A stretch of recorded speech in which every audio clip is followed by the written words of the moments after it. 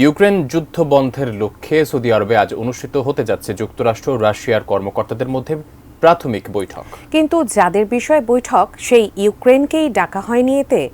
আর এই নিয়ে ক্ষুব্ধ ইউরোপের নেতারা নিজেরাই প্যারিসে পাল্টা সম্মেলন আয়োজন করছেন আজ।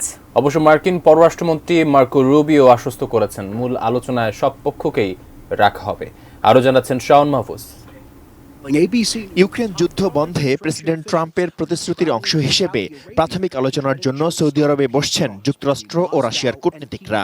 ইতোমধ্যে মার্কিন পররাষ্ট্রমন্ত্রী মার্কো রুবিও, জাতীয় নিরাপত্তা উপদেষ্টা মাইক ওয়ালজ ও ট্রাম্পের মধ্যপ্রাচ্য বিষয়ক বিশেষ দূত স্টিভ উইটকফ সেখানে পৌঁছেছেন। ট্রাম্প ও পুতিনের দ্বিপাক্ষিক বৈঠকের আগে শীর্ষ কূটনীতিকদের এই আলোচনায় ইউক্রেন ও ইউরোপের নেতারা থাকতে চেয়েছিলেন, তবে তাদেরকে আমন্ত্রণ জানানো হয়নি। এ নিয়ে ব্যাপক ক্ষোভ ও উদ্বেগ প্রকাশ করে আজ প্যারিসে নিজেরাই জরুরি সম্মেলন ডেকেছেন তারা। ডিজাইন, এলিগেন্স, বিউটি, সেরা পণ্য সবার জন্য জেভিকো। এ উদ্যোগে নেতৃত্ব দেয়া ফরাসি প্রেসিডেন্ট ইমানুয়েল ম্যাক্রো হুঁশিয়ারি দিয়েছেন, তাদেরকে বাদ দিয়ে আলোচনা করলে ইউরোপের সঙ্গে যুক্তরাষ্ট্রের সম্পর্কে বিরূপ প্রভাব পড়তে পারে। তবে শেষ মুহূর্তে মার্কিন পররাষ্ট্রমন্ত্রী মার্কো রুবিও আশ্বস্ত করেছেন, মূল আলোচনায় ইউক্রেন এবং ইউরোপীয় নেতাদের অবশ্যই অন্তর্ভুক্ত করা হবে।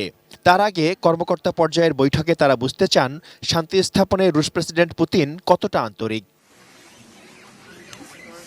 এদিকে মার্কিন প্রেসিডেন্ট ট্রাম্প আবারও বলেছেন শিগগিরই পুতিনের সঙ্গে বৈঠকের অপেক্ষায় তিনি।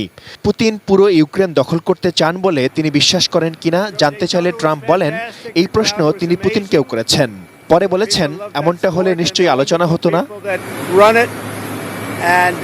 Shaon Mahfuz, desk report, ATN news.